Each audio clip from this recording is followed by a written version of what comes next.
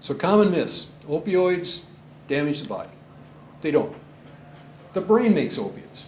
So the body knows how to deal with opiates. It's the other stuff we stick into the body that we got problems with.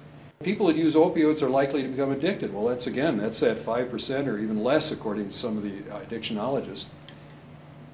Using opioids means that you're a weak person.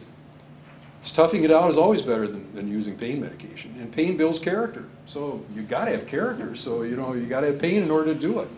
And people on opiates are always impaired.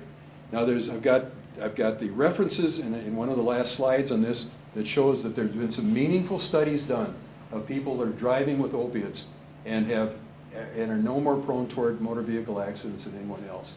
And then the barriers to the patients, I don't want to get addicted. I hear that from every single patient that I start treating with these meds. Fear of ridicule by friends and families. I just tell them, don't tell your friends and families. And besides that, it's safer. If your friend happens to be somebody that steals your meds from you, you don't want that. Admission of weakness, yeah, that's a Norwegian for you. Especially Norwegian Luther, man. Weakness, man, I can't possibly take these meds because that makes me, I'm weak. Fear of organ damage. Well, these things don't damage any of the organs.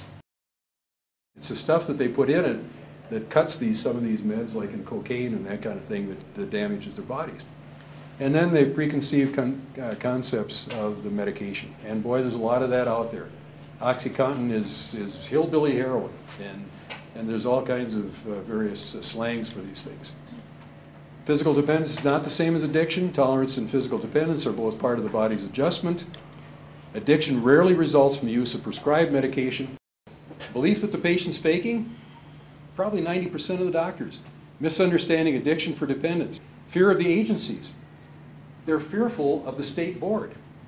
And I think probably there's true. We have sanctioned doctors for prescribing inappropriately.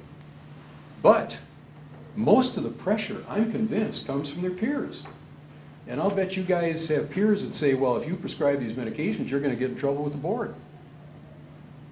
Well, most of our people that come before my committee end up getting courses prescribed to them for various things that they're deficient in, mostly documentation.